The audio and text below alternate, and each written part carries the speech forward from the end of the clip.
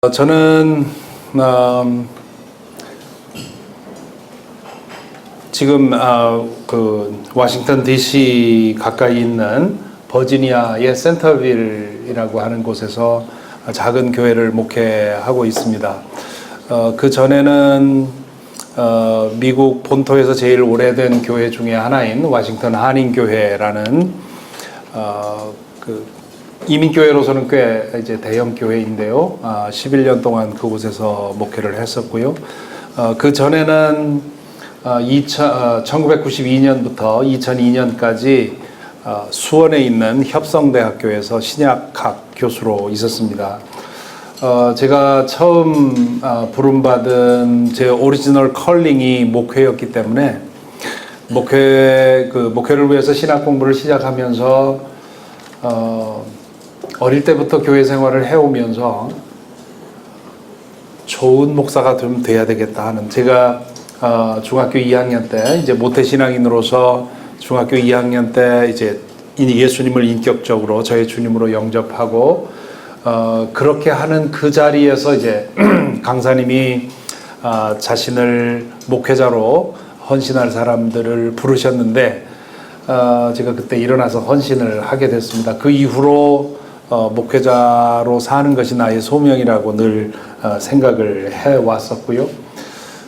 그러다가 이제 신학대학원에 진학할 때 내가 어떤 목사가 되겠는가, 어떠한 목사가 되어서 어떤 목회를 하겠는가 하는 생각을 하면서 아주 소박하게, 그렇지만 사실은 가장 중요한 그런 생각이겠죠.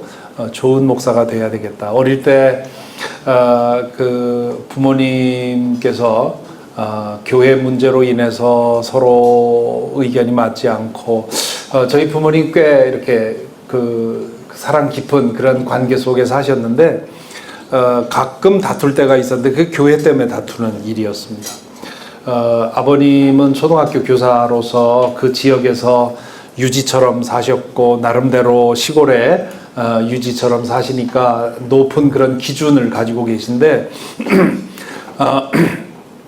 그런 당신의 기준에 맞지 않는 일을 목사님이 행하시거나 혹은 교회에서 그런 일이 있게 되면 거기에 대해서 아주 분명하게 노라고 말씀을 하셨고, 그것 때문에 때때로 목사님과 의견이 맞지 않는 혹 갈등을 겪는 그런 상황도 있었고, 그렇게 되면 이제 집에 오면 어머니께서 이제 아버님께 그러지 말라고, 아들이 넷이나 되는데 하나님한테 어떻게 혼나라고 목사님에게 등지느냐 이러면서 그 서로 그 갈등을 겪곤 했습니다. 그래서 그 모습을 어릴 때부터 보고 자라면서, 왜 어릴 때 이 부모님이 그 다투거나 하면 아이들은 굉장히 불안해지지 않습니까?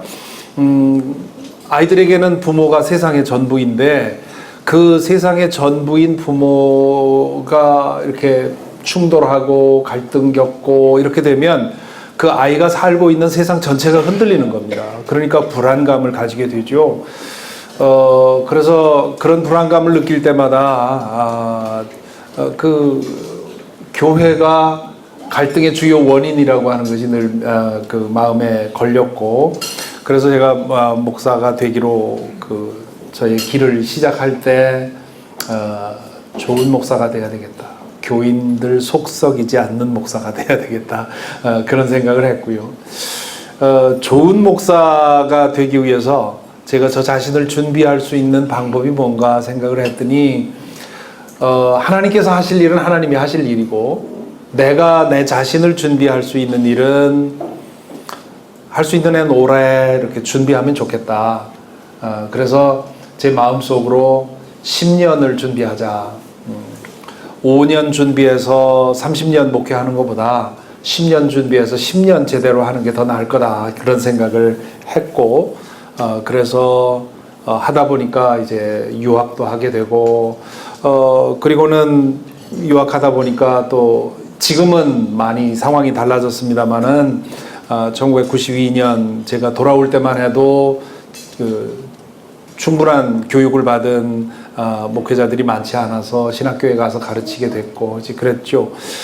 그런데 언제나 제 오리지널 컬링은 목회에 있다고 하는 생각을 하게 됐고, 그래서 신학교에서 가르치면서도 제 제자들에게 자주 그런 얘기를 했습니다. 내가 내 커리어를 학교에서 끝나지는 않을 거다. 그리고 교수직보다 목회직이 훨씬 더 영예롭고 훨씬 더 귀한 부름이다. 아마 여기 목사님들 다 공감하시겠지만 신학교 우리 목회자들 사이에 물론 교단마다 조금 다른 면도 있습니다만은 목회자들 사이에 퍼져 있는 그 드러내지 않는 그런 그 공감하는 그런 것이 있는데 그게 뭐냐면 신학교 나와서 똑똑한 사람들은 다 교수가 돼야 되고 목사가 되는 거는 그만 못해서 목사가 되는 것처럼 목회직을 2급 컬링처럼 이렇게 생각을 하면서 교수직에 대한 열등감을 가진 목회자들이 굉장히 많습니다. 그러다 보니까 목회직에 나와서 목회 현장에서 일하면서도 어떤 방식으로든 교수라는 그런 이름을 한번 달아보고 싶어서 기웃기웃거리는 일도 참 많고 그렇죠. 그래서 저는 저 제자들에게 그런 얘기를 꾸준히 했었습니다. 목회직이 교수직보다 훨씬 더 귀하고 의미 있는 거다. 나도 지금 여기에 교수직으로 와 있지만 결국은 목사로서 나의 그 인생을 마무리할 거다 하는 그런 얘기를 했었는데 그것이 저의 그 스스로에 대한 그런 어떤 예언이 되었는지 2002년부터 미국에 살면서 지금 목회를 해오고 있습니다. 제가 이 자리에 서게 된 보니까 젊은 목회자들만 있으면 제 마음이 좀 편한데 저보다 더 연배가 높으신 분들도 계시는 것 같고 이제 그래서 여러분들 앞에서 제가 감히 목회에 대해서 무슨 말씀을 드리겠습니까? 저는 뭐 목회로 크게 성공한 사람도 아니고 뭐 대단한 어떤 내놓을 만한 그런 일을 이룬 사람도 아닙니다. 다만 목회직과 그리고 목회 사역의 본질에 대해서 그 본질을 놓치지 않고 어떻게든 바른 목회를 하기 위해서 그리고 한 그리스도인으로서 바르게 살기 위해서 애를 써왔던 그런 사람으로서 제가 오늘 드리는 말씀은 이렇게 하면 되더라.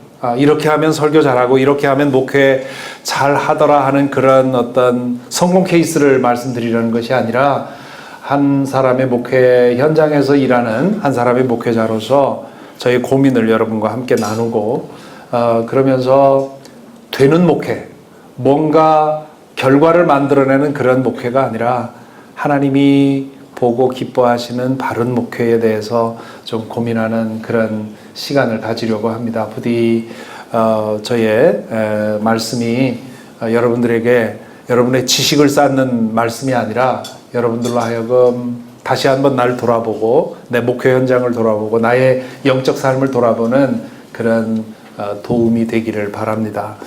잠시 기도하겠습니다.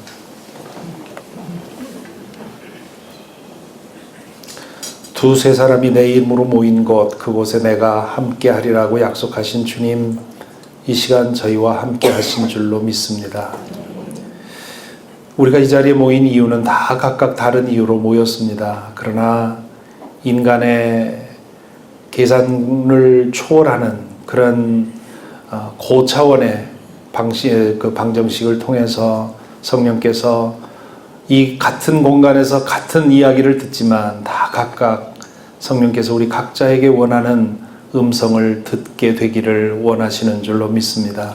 주님, 이 시간 다스려 주시고 이 시간 왕이 되어 주시옵시고 이 시간 우리 각자에게 주님께서 원하시는 이 한 시간 원하시는 그 뜻이 이루어질 수 있도록 주여 인도하여 주옵소서.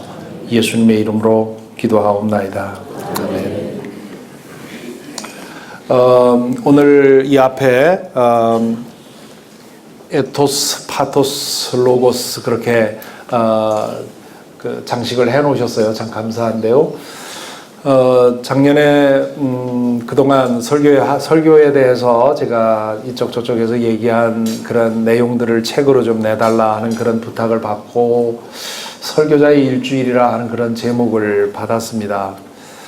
그 설교자의 일주일이라고 하는 그 책 제목을 제가 정한 것이 아니라 이제 제가 함께 사역하고 있는 목회 멘토링 사역원에서 정해 주었는데 이 제목이 참 제 마음에 들었습니다. 왜냐하면 설교자라고 하는 것이 주일 하루 일하는 게 아니거든요. 제가 신학대학원에 들어간다고 했더니 제 친척 중에 한 분이 이제 대학 졸업하면서 만났는데 대학 졸업한 후에 뭐 하겠느냐고 해서 신학대학원에 진학하게 됩니다. 그랬더니 그거 좋지. 일주일 하루 일하고 깨끗하고 좋지. 그렇게 얘기를 하셨어요. 그래서 이 오해를 어떻게 불식시키나 이제 그런 생각을 했는데요. 많은 분들이 그렇게 오해하는 분들이 참 많아요. 설교 사역이라고 하는 것이 주일날만 되는 사역이 아니라 일주일 내내 설교자의 삶 전체에 관계된 그런 사역이라고 하는 것이지요. 그뿐만 아니라 인간의 모든 기능이 다 인볼브되는 그런 사역이지요. 그래서 이 에토스, 파토스, 로고스 이건 아리스토텔레스가 무려 3000여 년 전에 그 당시 그리스 문화권에서는 수사학이 가장 중요한 학문이었습니다. 오늘날 한국에서는 영어가 제일 영어 실력이 그 사람의 전체 실력을 가늠하는 실력이 되었지만 아리스토텔레스 시대에는 얼마나 말을 논리 있게 설득력 있게 할 수 있느냐가 그 사람의 실력이었단 말이죠. 그래서 이 수사학에 대한 글들을 많이 썼는데 아리스토텔레스라는 분이 이 수사학에 대해서 글을 쓰면서 이 세 영역으로 나눠서 설명을 했어요. 이 에토스라고 하는 것은 우리 영어의 ethics라고 하는 말이 이 에토스라는 말에서 나왔죠. 한 사람의 성품, 인격, 영성, 그 사람의 삶 전체 그 사람의 그 존재감 이런 것을 말합니다. 왜 여러분 누굴 만나면 그 사람이 무슨 말을 하지 않는데도 이렇게 그 사람에게서 느껴지는 그 존재의 파워 같은 게 느껴지는 사람이 있지요. 그런 어떤 인격의 힘 이런 것이 이제 에토스라고 할 수 있는데요. 파토스는 우리 감정, 정서 그런 겁니다. 원래 이 파토스라는 말은 고통이라는 말에서 나왔는데 인간의 감정, 정서 중에 가장 중요한 베이직한 감정이 고통이죠. 그래서 이 파토스는 인간의 정서를 어떻게 그러니까 설교자 말하는 사람이 어떻게 자신의 정서를 그 말에 자신이 하는 말에 그 정서를 같이 결합시킬 수 있느냐 하는 그런 것이 이제 두 번째 파토스에 관한 거고 또 어떻게 회중의 청중의 정서에 닿을 수 있게 말할 수 있느냐 하는 것이 이제 두 번째 요소고 세 번째는 로고스지요. 우리가 말한다, 설교한다 할 때 우리는 주로 세 번째 영역만 생각합니다. 로고스. 어떤 말을 어떻게 어떤 논리로 이 로고스라는 말은 영어의 logic이라는 말이 여기서 나왔습니다. 그러니까 논리 이 말하는 내용을 얘기를 하는데 이 아리스토텔레스는 그 수사학이라고 하는 책에서 이 로고스를 세 번째 장으로 다룹니다. 먼저 에토스, 파토스, 그 다음에 로고스를 다루지요. 그 이유는 한 사람의 수사학에 있어서 한 사람이 효과적인, 효율적인 그런 말을 하는 데 있어서 가장 중요한 요소는 그 사람의 인격이고요. 그리고 그 다음엔 그 사람의 정서고요. 이 언어라고 하는 도구는 가장 그 중요성이 어찌 보면 낮은 것이라고 볼 수가 있습니다. 그래서 이 설교자의 일주일이라고 하는 책에서 제가 이 세 영역으로 설교자가 자신의 인격과 성품과 영성을 어떻게 관리해야 되겠는가 하는 그런 이야기를 나누고 두 번째 부분에서는 설교자가 어떻게 자신의 정서를 관리할 수 있겠는가. 왜냐하면 설교라고 하는 것이 설교자의 정서를 통해서 걸러져 나오는 거기 때문에 설교자의 정서가 얼마나 건강하냐가 매우 중요한 문제란 말이죠. 그리고 나서 세 번째로 이제 로고스에 대해서 설교를 어떻게 준비하고 본문을 어떻게 연구하고 어떻게 설교로 갈 수 있는가 그 과정에 대해서 말씀을 드렸습니다. 그 내용을 나누었습니다. 오늘 그 책에 근거해서 한 2시간 말씀을 준비해 달라고 해서 제가 어떻게 하면 좋을까 아직 고민을 하다가 오늘 여러분에게 드린 자료집에 나와 있는 대로 영성, 목회 그리고 설교 이것을 오늘 말씀을 드리고 그 다음에 이제 본문 설교, 본문 읽기, 묵상, 설교라고 하는 두 번째 그 내용도 있는데요. 그것까지 다루기에는 시간이 없을 것 같습니다. 그러니까 앞에 있는 부분은 좀 더 원리적인 그런 얘기이고요. 뒤에 본문 읽기와 묵상과 설교 부분은 좀 테크니컬한 부분입니다. 그래서 그 두 번째 부분은 여러분이 그냥 읽어도 그 제가 하려고 하는 말씀을 아실 것 같고 그래서 오늘 이 시간에는 첫째 부분의 영성, 목회 그리고 설교라고 하는 부분만 다루도록 하겠습니다. 먼저 영성과 설교. 그래서 첫째 시간에는 영성과 설교 그리고 잠시 브레이크한 다음에는 목회와 설교에 대한 얘기를 할 텐데요.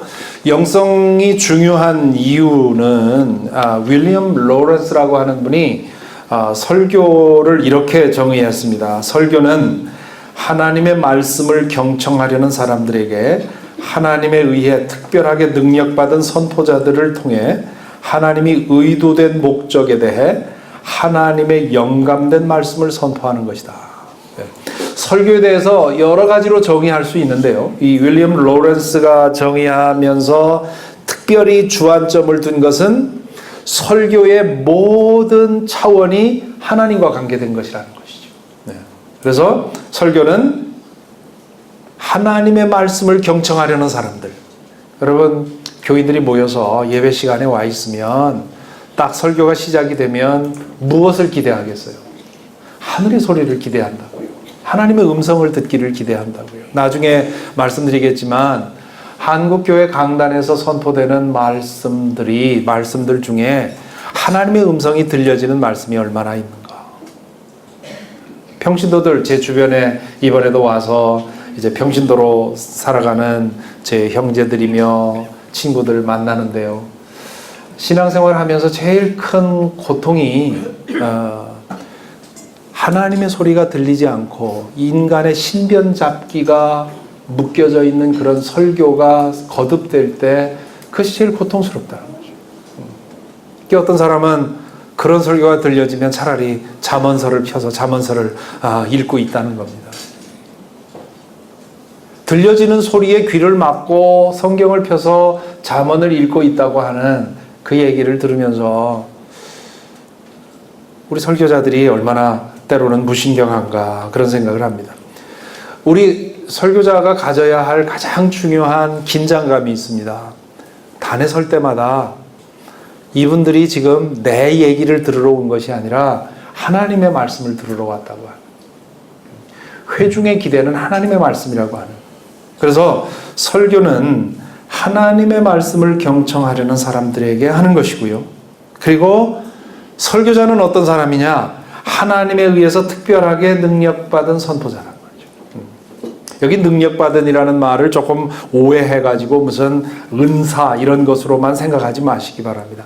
하나님에게 부름받고 하나님에 의해서 훈련되고 그리고 하나님의 영감을 받은 그 설교자, 그러한 특별한 훈련을 통해서 every week 하나님의 말씀을 위탁받아서 전할 수 있는 그런 그 영적 권위를 가진 사람, 이런 설교자들을 통해서 설교되는 건데, 그 내용은 하나님의 의도된 목적에 대해서, God's intended purpose, 지금 이 순간에 이 말씀을 듣고 있는 한 사람 한 사람에 대해서, 혹은 우리 교회에 대해서, 혹은 이 나라에 대해서 하나님이 어떤 의도의 말씀을 하시는가, 그리고 하나님의 영감된 말씀, 지금 우리가 읽고 있는 성경 말씀이 God's inspired word, 하나님의 영감된 말씀이라고 하는.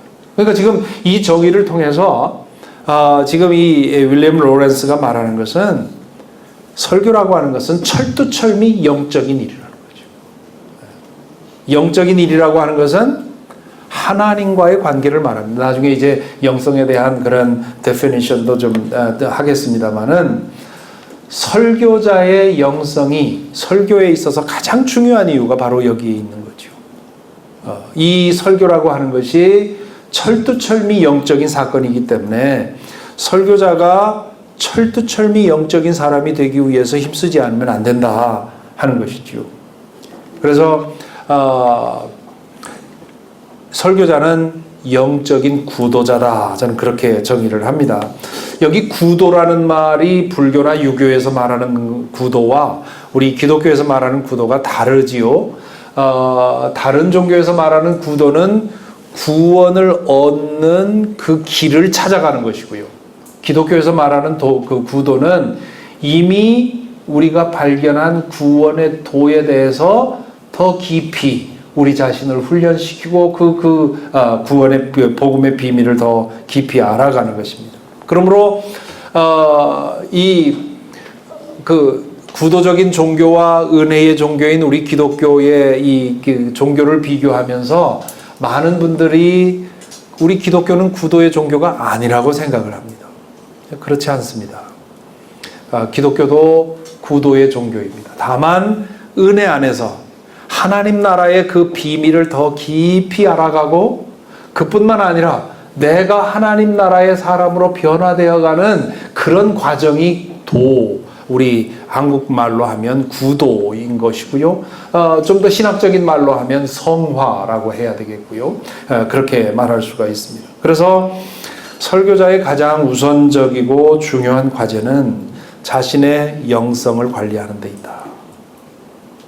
그 영성을 관리한다는 것은 여러 가지 말로 표현할 수 있는데, 복음의 진리, 하나님 나라에 대한 마르지 않는 탐구심, 하나님 나라의 비밀, 예수님이 끊임없이 말씀하신 게 하나님 나라의 비밀 얘기를 하셨어요. 특히 마태복음 13장에 나오는 하나님 나라의 비밀, 그 비유를 말씀하시면서 하나님 나라의 비밀을 아는 자는 이와 같다 하는 말씀을 하셨고요. 바울 사도도 복음의 비밀이라는 말을 했습니다. 이 비밀이라는 말은 그 secret이라는 말이 아니라 mystery라는 말입니다. mystery라고 하는 것은 알면 알수록 더 알아가고 싶은, 우리 찬양에 나 알 수 없어도 나 알아가리라 하는 그런 찬양이 있지요. 그것이 하나님 나라의 비밀입니다. 그러므로 우리가 정말 하나님 나라를 알았고 하나님 나라를 경험하고 있다면 그 하나님 나라를 더 깊이 경험하고자 하는 그런 끊임없는 영적인 갈증이 우리에게 있어야 되고요. 다만 그 갈증은 목마른 갈증이 아니라 이미 나이가 맛보았기 때문에 더 맛보기를 원하는 그런 갈증이죠.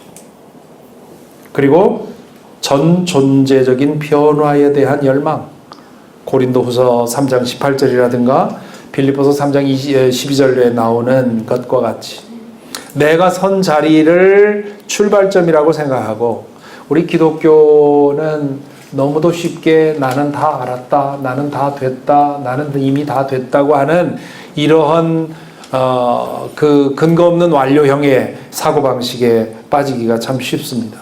제가 어릴 적에 빌리그레함 전도 집회가 아마 제 나이 또래들은 다 기억할 텐데요. 그때 TV에 그 선전이 나왔는데, 그 전도 집회에 대한 선전이 나왔는데, 그때 캐치프레이즈가 난 알았네 이거였습니다. 난 알았네, 난 알았네, 난 찾았네, 난 알았네, 난 찾았네라고 하는 것이 옳지 않은 건 아니에요. 그렇지만 그렇게만 생각하다 보면 이미 다 알았고 이미 다 찾았고 이미 다 됐다고 생각을 하죠. 특별히 설교자들이 그런 생각을 가지기가 참 쉽습니다. 그렇지만 내가 구원의 관점에서는 내가 이미 다 알았고 이미 다 찾았지만 성화와 완전의 관점에서는 나는 아직도 도상에 있는 되어가는 존재라고 하는 그런 사실. 그래서 바울 사도가 말한 것처럼 하나님의 영광이 나에게 비추어서 내가 그 영광의 모습으로 끊임없이 변화되어가는, 그것을 추구하고 소망하는 그런 마음이 설교자들에게 있어야 된다는 것이고요. 그리고 그것을 이루기 위한 몸의 훈련. 나중에도 말씀드리겠습니다만 영적인 생활, 영성 훈련은 영혼만의 문제가 아닙니다. 우리의 몸과 마음과 정신과 영혼과 우리의 전인적인 노력인데요. 그 과정에서도 몸은 매우 중요합니다. 삶의 연륜이 깊어지면서 몸처럼 정확한 게 없고요. 몸처럼 믿을 만한 게 없습니다. 우리 기독교 전통에서는 몸을 좀 학대하고 몸을 좀 무시하고 육신을 무시하고 영적인 것을 더 강조하는 그런 경향이 좀 있는데요. 알고 보니까 이게 우리의 육신이 영과 함께 연결되어 있기 때문에 우리의 육신을 어떻게 잘 보존하고 잘 케어하느냐 하는 것이 중요하고요. 내 영적 훈련을 위해서 몸을 훈련시키는 게 매우 중요합니다. 그래서 바울 사도가 디모데전서 4장 7절 8절에서 경건을 위해서 몸의 훈련을 하라고 얘기를 하지 않습니다. 내 몸을 훈련시키는 것이 매우 중요하다는 것. 그래서 우리의 관심사는 어떻게 하면 매일 그리고 계속해서 영적인 존재로 살아갈 것인가 하는 것이 우리의 목회자들, 설교자들의 에브리데이 가장 중요한 이슈라고 생각을 합니다. 그래서 이런 점에서 볼 때 설교자의 이미지를 좀 비교해 볼 수 있는데, 기성의 이미지라고 하는 것은 이미 완제품으로 스스로를 생각하는 설교자들의 이미지와 도상의 존재, 구도자로서의 설교자가 생각하는 구도자로서의 설교자의 그 태도, 이미지를 비교한다면 이렇게 볼 수가 있습니다.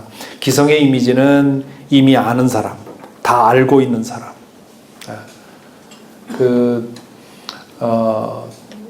설교 비평으로 유명한 정용섭 박사님의 표현을 사용한다면 빤한 구원의 진리를 무한 반복하는 설교.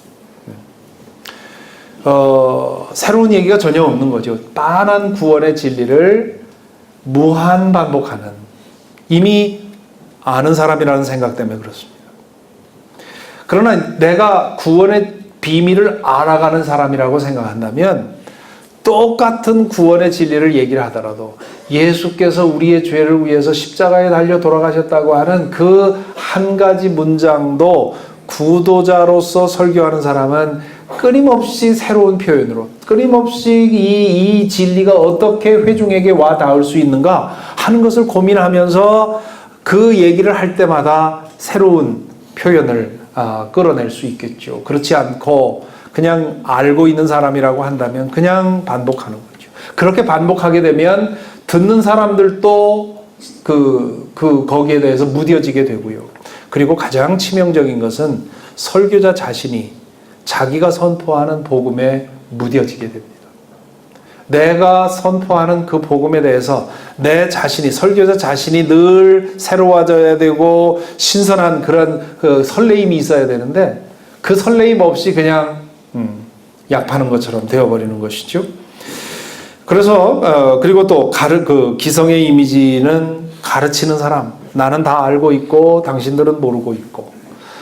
제가 사는 지역에도 기독교 라디오 방송이 있어서 운전하고 이제 신방하고 오고 할 때 이제 그 방송을 틀어놓습니다. 그러면 이제 그 지역 목사님들의 설교가 방송을 통해서 흘러나오는데 때때로 그 설교를 들으면서 제가 속으로 마음이 상할 때가 있습니다. 왜냐하면 설교하는 분들의 어투나 그 내용이나 준비된 상태가 회중을 무시해도 너무 무시하는, 회중에 대한 정성, 회중에 대한 두려움, 회중에 대한 존중심이 전혀 느껴지지 않는 그러한 설교를 들을 때, 설교를 잘하고 못하고 그건 두 번째 문제고요. 교인들에게서 듣는 가장 무서운 얘기가 뭔지 아십니까? 난 설교 한 번 들으면 몇 시간 준비한 건지 알아. 뭐 이런 얘기 할 때가 제일 두려워요. 그런데 사실 다들 느낍니다. 아, 대충 했구나.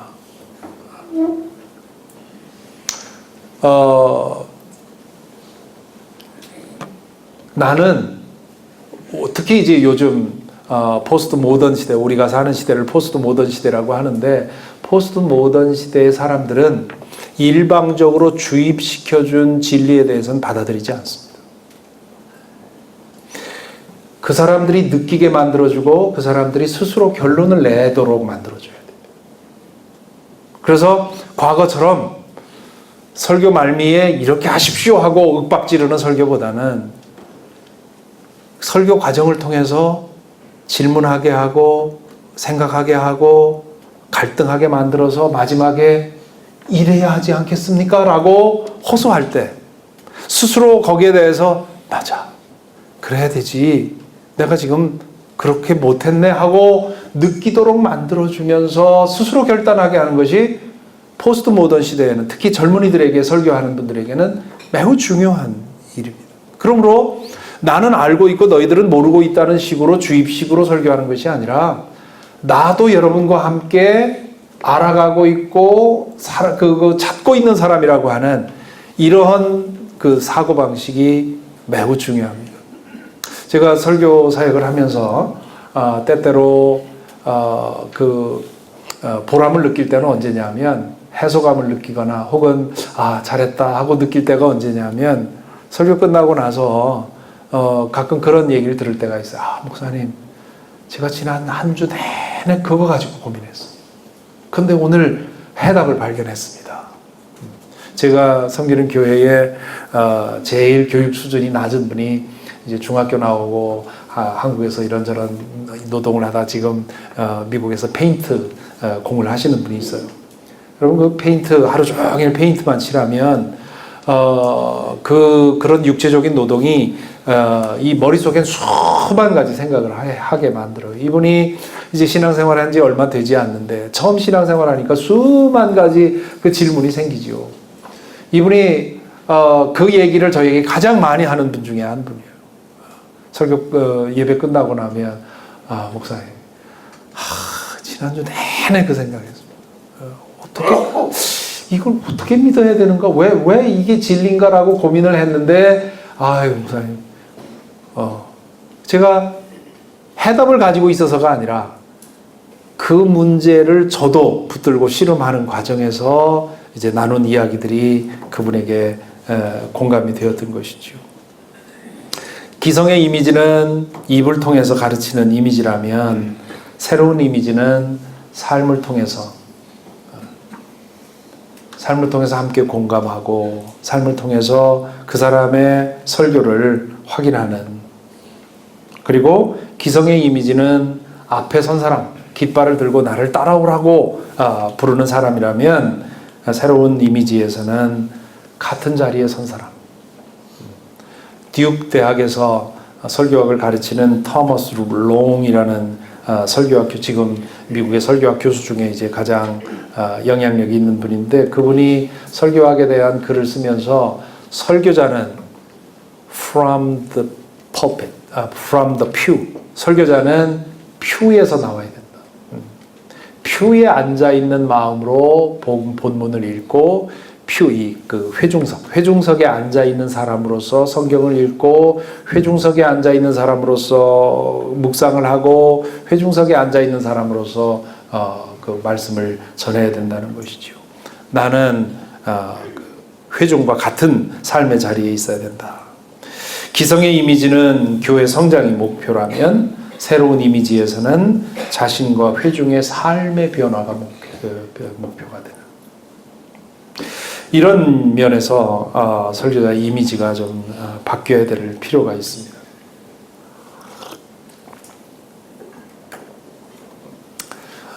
저의 경험으로 볼 때 영적으로 가장 위험한 세팅이 목회입니다. 그러니까 여기 있는 목회자들은 가장 영적으로 위험한 자리에 있는 겁니다. 그 이유가 여러 가지가 있는데요.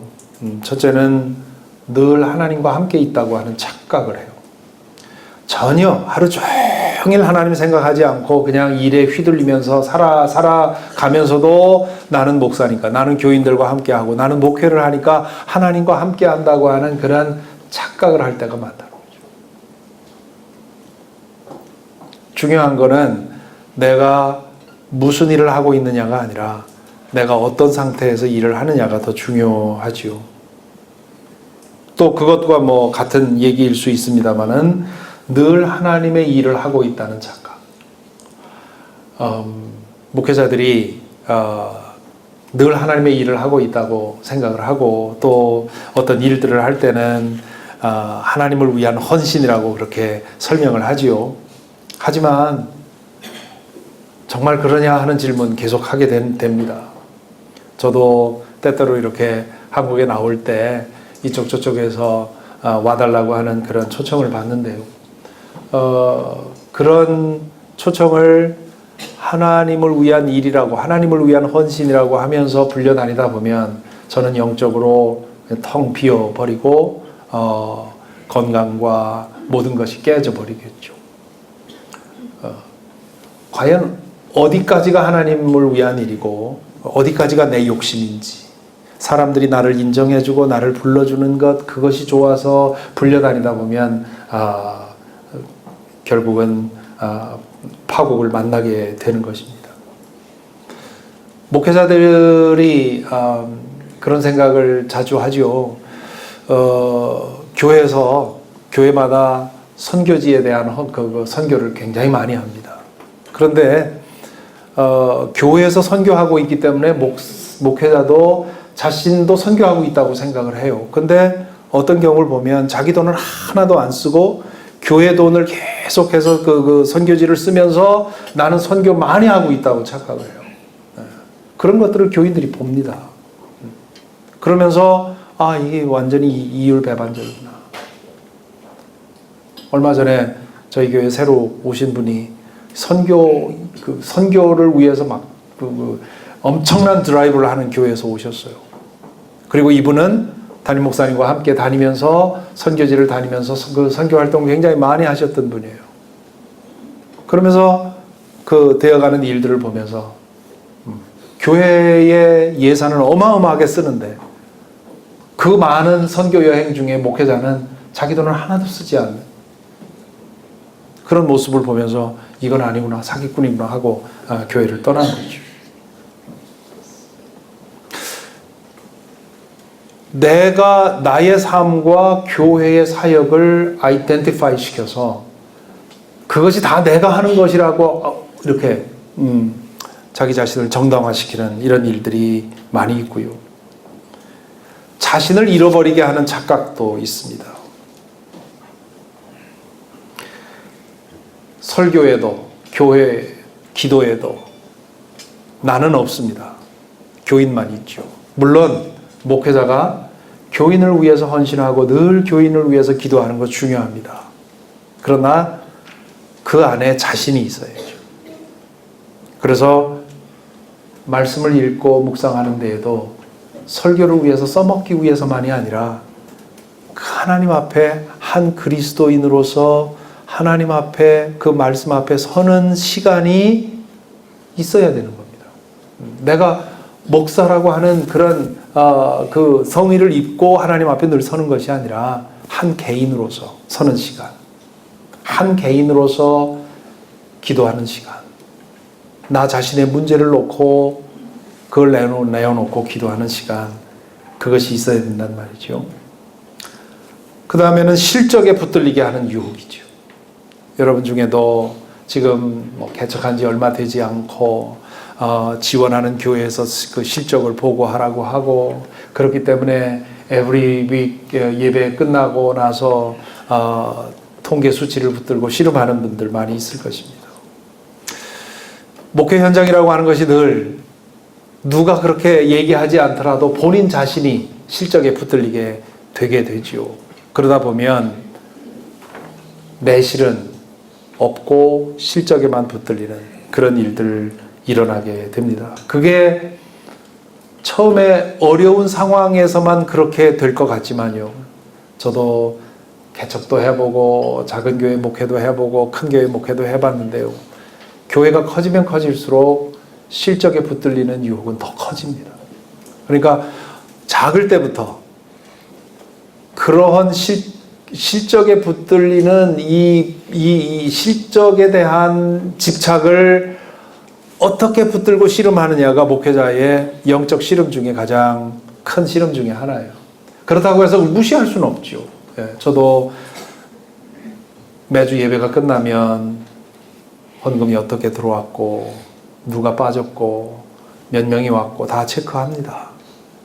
하지만 그것이 나의 목회의 성패를 가늠해주는 가장 중요한 바로미터는 아니라고 하는 거예요. 그것에 일이 일비하지 않고 더 큰 것을 볼 수 있어야 되는데, 우리는 너무도 쉽게, 우리는 이 육신적인 존재이기 때문에 너무도 쉽게 그런 것에 붙들리게 되지요.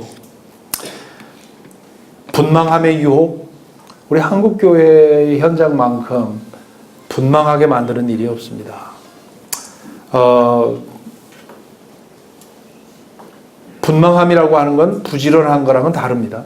분망함이라고 하는 것은 허둥대면서 하루 종일 지내는 것이죠.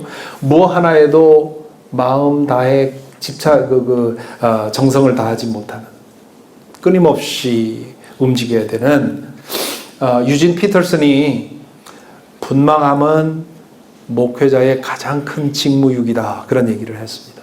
비즈니스, 비지한 것, 그것이 목회자의 가장 큰 직무유기라고 얘기를 하지요. 어찌 보면 모순적인 말이에요. 왜냐하면 분망함이라고 하는 건 목회자가 열심히 일하고 있다는 거 아니에요. 근데 열심히 일하고 있는 것이 목회자의 가장 큰 직무유기라고 하는 이유는 그 분망함이 목회자의 영성을 고갈시키고, 목회자의 영성이 고갈되면 그 목회자가 해야 할 가장 중요한 일이 이루어지지 않는다는 것이죠. 그러니까 부지런한 것은 한 번에 하나씩 정성을 다해서 많은 일을 하는 거고요. 분망함이라고 하는 것은 뭐 하나에도 집중하지 못하고 이거 할 때는 저거 생각하고 저거 할 때는 저거 생각하고.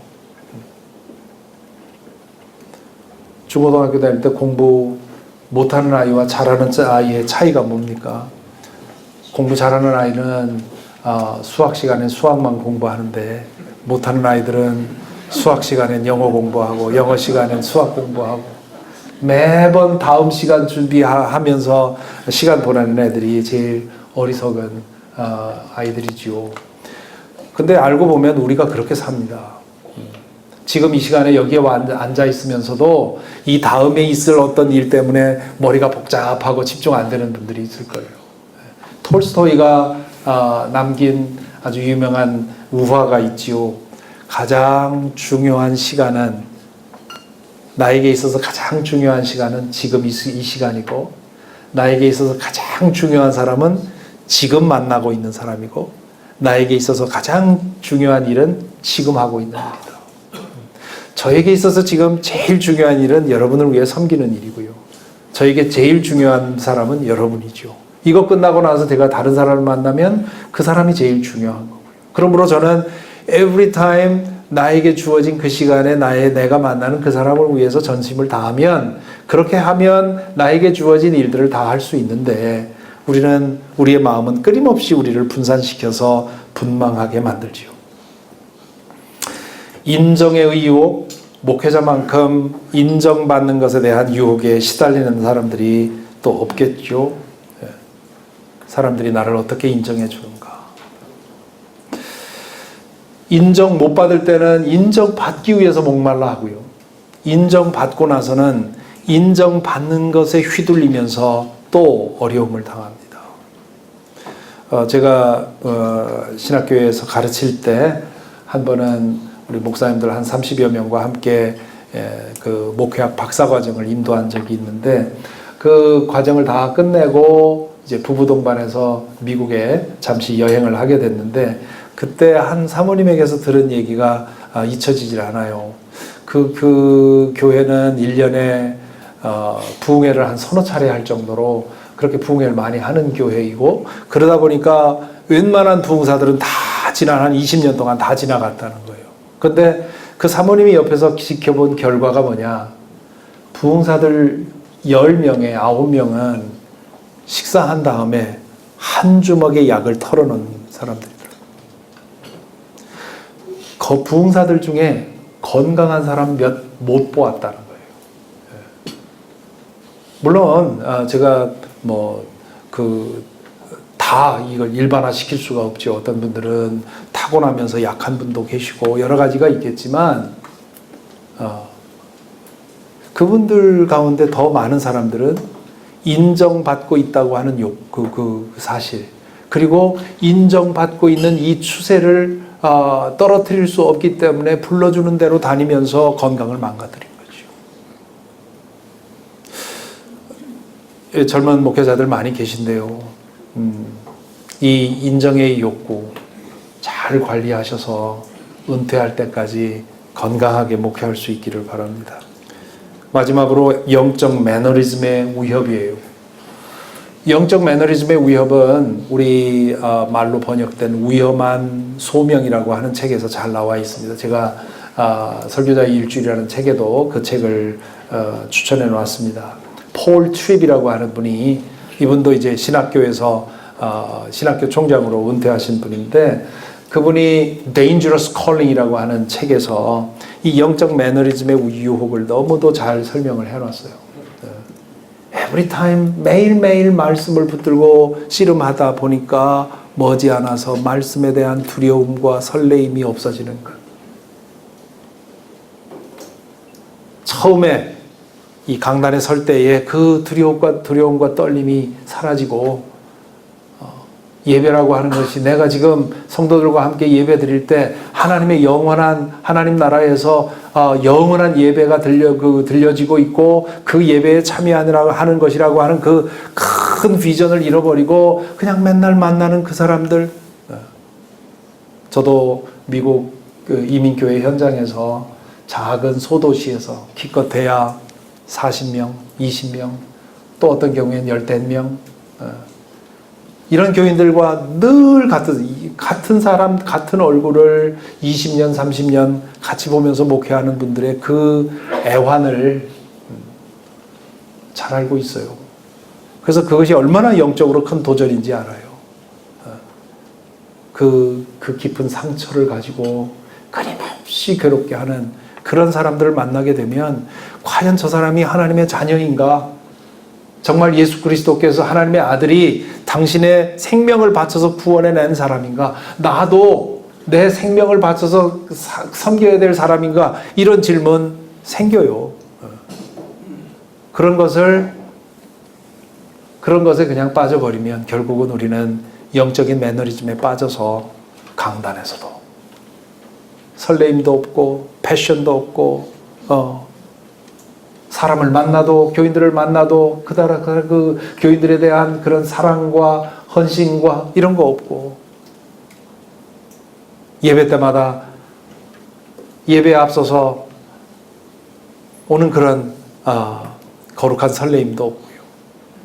제 지역에 있는 백인 저희 같은 교단의 목사님 중에 한 분이 이렇게 정기적으로 만나서 대화를 나누는데, 한 번은 그런 얘기를 해요. 자기가 최근에 어느 교인으로부터 어떤 얘기를 들었는데 너무 자기가 행복했대요. 그래서 무슨 얘기냐 그랬더니, 백인 목사인데 그 지역에서, 버지니아 지역에서 목회를 아주 잘하는 그런 분입니다. 그 교인이 그러더래요. 나는 예배 설교단에 올라가기 전에 당신의 표정을 보는 게 난 너무 좋습니다. 당신의 표정을 보면 뭔가 오늘 또 꼭 전하고 싶은 그런 말씀이 있어서 그 시간을 기다리는 그런 설레임이 당신 표정에 보인단 말이죠. 그런 얘기를 듣는데 너무 기뻤다는 거예요. 왜냐하면 실제로 그렇기 때문에. 그런데 자기가 그걸 짐짓 드러내지 않았는데 안고 있는데도 그것을 느끼는 사람이 있을 만큼 자기가 말씀에 대한 그런 열정과 그런 패션이 느껴졌다고 하는 것이 너무나 감사하다. 이제 그런 얘기를 하는 겁니다. 이 영적 매너리즘, 제가 지금 설교 사역을 한 16년, 17년, 그 티칭 사역을 내려놓고 설교 사역을 지금 그렇게 해오고 있는데, 이게 정말 위험한 일이구나. 내가 눈물을 흘리며 회개하며 복음에 대해서 감격하고 응답했던 그 감격이 어느새 사라지고 정말 풍월처럼 없는 그런 것이 된다면 얼마나 불행한 일이냐 하는 거죠. 그러므로 중요한 것은 우리 목회 현장에서 어떻게 영성을 지킬 것인가.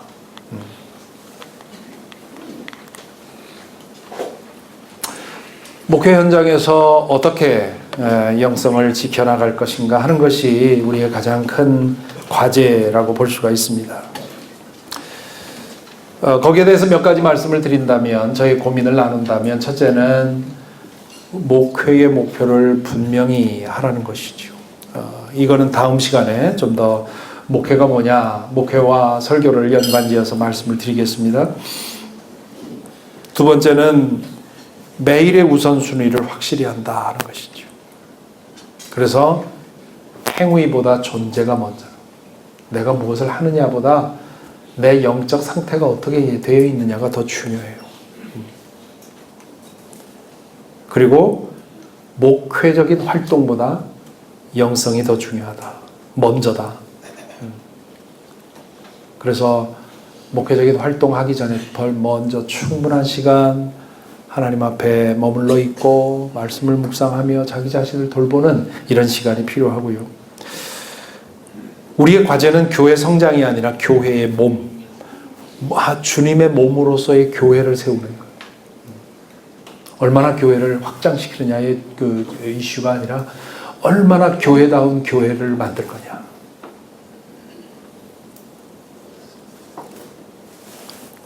자신의 영적인 삶을 위한 시간을 확보한다. 방해받지 않을 수 있는, 자신의 영성을 사용할 수 있는, 그게 주로 목회자들에겐 새벽 시간이죠. 근데 그 새벽 시간조차도 소홀히 하게 되면 목회자는 피곤해져서 잠잘 때까지 자신의 영적 삶을 확보할 수 있는 시간이 없습니다. 그 다음에 자신만의 리추얼을 만들라. 매일매일 하는 리추얼도 좋고요. 혹은 계절별로 이때가 오면 나는 일주일 동안 조용한 곳에 가서 기도한다. 혹은 저의 리추얼 중에 하나는 아침에 예배당에 출근하면 먼저 예배당에 가서 기도하는 거. 바로 제 오피스로 들어가지 않고 새벽에 와서 기도했다 해도 항상 먼저 예배당에 들어가서 기도하고 이제 사무실로 가고, 또 사무실에서 일하다가 쉴 때가 되면 또 예배당에 가서 묵상하면서 쉬고요. 그것이 제일 큰 휴식이 되는 것을 경험을 합니다. 이런 리추얼을 나대로 항상 이렇게 하는 리추얼이 만들어지면, 아까 말씀드렸죠. 가장 믿을 만한 건 몸입니다. 우리 몸이 길들여지면 그 다음엔 내가 의식하지 않더라도 거기로 가게 돼요. 그렇게 돼서 몸의 훈련을 하게 되면 그 리추얼이, 그래서 교회에서 행하는 이 리추얼이 너무너무 중요한 거예요. 정기적으로 성찬을 나눈다든가 예배 시간에 일어났다 앉았다 하는 이런 리추얼들이 우리의 영혼에 영향을 미칩니다.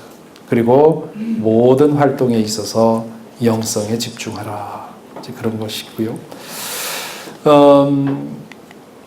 시간 11시 10분에 아마 브레이크 하는 것으로 제가 얘기를 들었는데요.